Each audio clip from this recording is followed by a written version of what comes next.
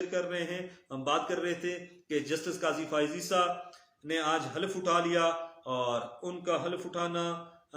उठाकर वो इस मुल्क के 29वें चीफ जस्टिस बन गए। यकीनी तौर पर एक बड़ी खबर है कि जस्टिस काजी फाइज ईसा जो कुछ अर्सा कबल उन पर मुख्तलिफ तरह के इल्जामात लग रहे थे और यही कहा जा रहा था कि शायद वो पाकिस्तान के चीफ जस्टिस ना बन सके, लेकिन बड़े बाप के बेटे हैं काजी फाइज ईसा, उनका तल्लुक बलूचिस्तान से और काजी फाइज ईसा के वालिद हजरत कायद आज़म मोहम्मद अली जिन्ना के दस्ते रास्ते बलूचिस्तान की पाकिस्तान में शमूलियत और बलूचिस्तान में मुस्लिम लीग का क्याम जस्टिस काजी फाइज ईसा के वालिद का एक बड़ा कारनामा है जिसे मुद्दों याद रखा जाएगा। लेकिन एक ऐसे वक्त में काजी फाइज ईसा इस मुल्क के चीफ जस्टिस बने नाजरीन, जिस वक्त ये मुल्क बेपनाह बुरानों का और बेपनाह चैलेंजेस का इस मुल्क को सामना है। आईनी बुरान भी हैं, माशी बुरान भी हैं, आईनी चैलेंजेस भी हैं, माशी चैलेंजेस भी हैं। और इस वक्त इस मुल्क का सबसे बड़ा जो आईनी चैलेंज है, आईनी बुरान है, वो ये है कि असेंबली डिसॉल्व होने के 90 डेज के अंदर अंदर इलेक्शन का इनेकाद जरूरी है। लेकिन इस वक्त इस मुल्क में इलेक्शन का इनेकाद दूर दूर तक नजर नहीं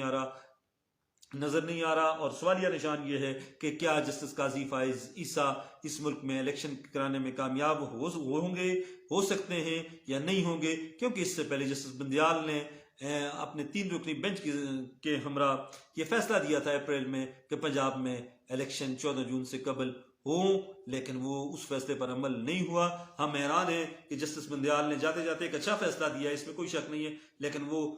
तौहीन अदालत का मुकदमा उन लोगों पर ना चला सके जिन लोगों ने उनका फैसला मानने से इनकार किया है। बहरहाल ये भी तारीख का एक हिस्सा रहेगा और जस्टिस बंदियाल के हवाले से जो मुख्तलिफ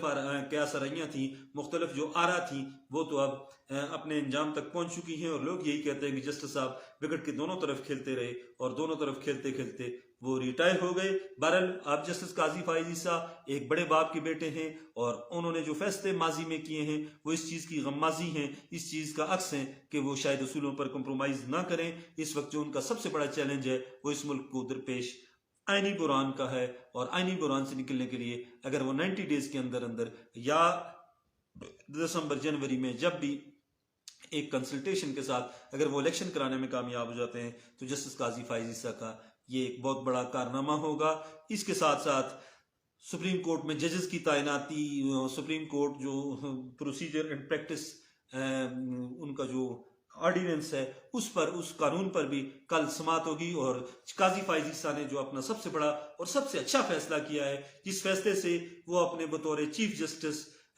supreme court of Pakistan career का आगाज कर रहे हैं, वो फैसला ये है नाजरीन कि उन्होंने कल सुबह 9 बजे सुप्रीम कोर्ट के 15 जजेस पर मुश्तमिल एक फुल कोर्ट तश्कील दिया है और वो फुल कोर्ट सुप्रीम कोर्ट के रूल्स जो हैं, प्रैक्टिस एंड प्रोसीजर एक्ट जो है उसकी वो समात करेगा। ये एक बड़ा दलेर और बोल्ड फैसला है। ऐसा फैसला अगर जस्टिस बंदियाल भी करते और वो बहुत से जो आईनी मुकदमात थे इसमें अगर वो फुल कोर्ट बना देते तो शायद न सिर्फ इस मुल्क में आज इलेक्शन होते, न सिर्फ आईनी बुरान खत्म होते, बल्कि लोगों का भी अदलिया पर जो एतमाद था वो बहाल होता। लोगों का एतमाद कम होता गया।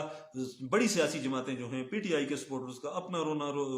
रोना रोते हैं कि उन्होंने इलेक्शंस नहीं करवाए, पीएमएलएन वाले कहते हैं कि उन्होंने हमें सजाएं दी। बहरहाल विकेट के दोनों जानब खेलते खेलते जस्टिस बंदियाल रिटायर हुए। अब काजी साहब ने बतौर चीफ जस्टिस आते ही जो सबसे बड़ा, सबसे दिलेर, सबसे जो आला किस्म का फैसला किया है वो ये किया है कि कल सुबह 9 बजे सुप्रीम कोर्ट ऑफ पाकिस्तान में सुप्रीम कोर्ट के 15 रुकनी जजेस, टोटल जजेस 17 हैं, लेकिन 2 जजेस शायद, एक तो बंदियाल साहब रिटायर हो गए, दूसरे का हमें इस हवाले से इल्म नहीं है, लेकिन 15 जजेस पर मुश्तमिल जो थोड़ी देर पहले खबर आई थी 15 सुप्रीम कोर्ट ऑफ पाकिस्तान के मुअज़्ज़ज़ तरीन जजेस पर मुश्तमिल फुल कोर्ट सुबह बैठेगी और वो एक ऐसे मुकदमे की समाअत करेगी जिससे बहुत सी चीज़ें जुड़ी हुई हैं, जो अगर जिस पर स्टे ख़त्म हो जाता है तो बहुत से फैसले शायद कल अदम हो जाएं। और लोगों का यही कहना है, माहिरीन का यही कहना है कि शायद इस वजह से बहुत सी चीज़ें रिवर्स हो जाएं और पाकिस्तान की अदालती तारीख का एक आम तरीन बाब सुबह 9 बजे शुरू हो रहा है। आम तरीन संग मील सुबह 9 बजे होने जा रहा है। एक ऐसा बाब शुरू होगा जिसको शायद मुअर्रिख ज़बरदस्त तरीके से तारीख में लिखेगा। और साथ साथ ये भी खबरें आ रही हैं कि शायद बहुत से हम ख्याल जजेस जो हैं, जो गैर कानूनी तरीके से सुप्रीम कोर्ट ऑफ पाकिस्तान में आए, जो अपनी सीनियरिटी की वजह से नहीं बल्कि पसंद नापसंद की वजह से आए, शायद इस्लामाबाद के जो जर्नलिस्ट हैं, जो माहिरीन कानून हैं, जिन लोगों की सुप्रीम कोर्ट पर बड़ी गहरी नज़र है, वहाँ पर बैठते हैं, वहाँ पर रिपोर्टिंग करते हैं, वो यही कहते हैं कि शायद हम ख्याल जजेस जो हैं, जो जस्टिस बंदयाल के साथ थे, शायद वो भी फारग हो जाएं। बहरहाल इस वक्त पूरी कौम की नज़रें सुप्रीम कोर्ट ऑफ पाकिस्तान पर हैं और कौम ये चाहती है, कौम ये समझती है कि इस वक्त मुल्क किसी भी नई माजराई का मुकम्मल नहीं हो सकता, बल्कि जो आइनी बुरान है, जो इक्तसादी बुरान है, जो माशी चैलेंजेस हैं, इन सब से निपटने के लिए हमारी अदलिया को अपना किरदार अदा करना होगा। और काजी फायज ईसा और उनके बड़ों ने इस मुल्क के लिए कुर्बानियां दी थी। अब कौम ये तकाजा समझती है कि जस्टिस साहब एक बड़ेपन का मुजाहरा करते हुए न सिर्फ कानून की हुक्मरानी को यकीनी बनाएंगे, बल्कि इस मुल्क में कामयाब इलेक्शन का इनेकाद कराकर एक नई तारीख भी रकम करेंगे। अब मुझे इस उम्मीद नाज़रीन, जस्टिस काजी फायज ईसा साहब जो हैं वो कल एक ऐसी तारीख रकम करेंगे कि शायद इससे पहले इसकी नज़ीर ना मिलती हो। पाकिस्तान की हिस्ट्री में भी शायद कोई बहुत कम ऐसे वाक़यात हुए हों जिनके ज़रिए जो किसी भी चीफ जस्टिस ने अपने टेन्योर का बतौर चीफ जस्टिस आगाज़ अगर किया है वो फुल कोर्ट से, शायद ऐसी नज़ीरें बहुत कम मिलती हैं। बहरहाल इस वक्त कौम की नज़रें जस्टिस काजी फायज ईसा साहब पर हैं और गो के उन पर बहुत सी तनकीद भी की जा रही है। बहुत से लोग ये कहते हैं कि वो अपने फैसले रिवर्स कर जाए, वो सुप्रीम कोर्ट के फैसले रिवर्स करेंगे